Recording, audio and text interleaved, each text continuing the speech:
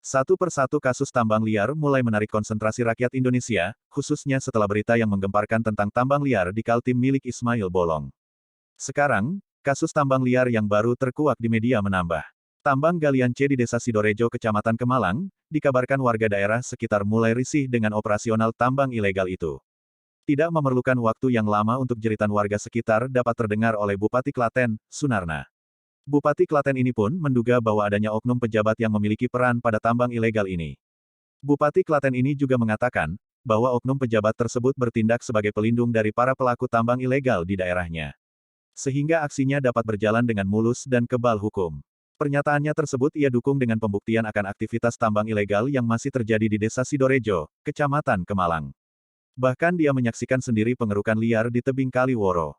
Bupati Klaten ini bercerita, bahwa kecurigaan pada pejabat sekitar ikut bermain dalam tambang liar adalah, ketika melakukan sidak dadakan ke daerah Kaliworo.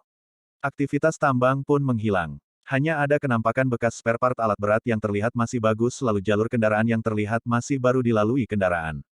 Karena rencana sidak dadakan hanya diketahui oleh pejabat terkait. Bupati Klaten ini pun sempat merasa dipermainkan oleh bawahannya, karena program sidak susunan bersama bisa dibocorkan ke para pelaku tambang liar hanya demi mengantongi uang dari aktivitas tersebut. Wali Kota Solo, Gibran Rakabuming pun ikut diwawancarai oleh awak media tentang hal tersebut. Namun jawaban dari anak presiden ini membuat semua orang terkejut. Gibran mengatakan bahwa susahnya penanganan tambang liar di Klaten karena adanya orang penting yang melindungi tambang tersebut, dan orang tersebut tergolong mengerikan menurutnya.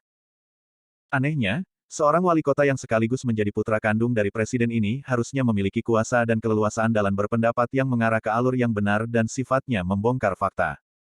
Apakah seorang presiden dengan masa jabatan 1 tahun lagi sudah tidak memiliki keistimewaan di hadapan politikus dan mafia-mafia? Ataukah akan ada gebrakan dari Gibran atas izin dari sang ayah? Apapun pilihan dari wali kota Solo ini akan menjadi catatan sejarah baginya. Dikenang menjadi sosok muda di jalur kebenaran, atau menjadi bahan cemoohan warga Indonesia. Dan semoga mafia tambang bisa diselesaikan dengan aturan hukum yang berlaku. Lalu DPR RI bisa lebih fokus merancang regulasi baru untuk menindas para mafia dan pejabat publik yang ikut serta dalam aksinya. Seperti biasa, terima kasih banyak atas waktu dan perhatiannya.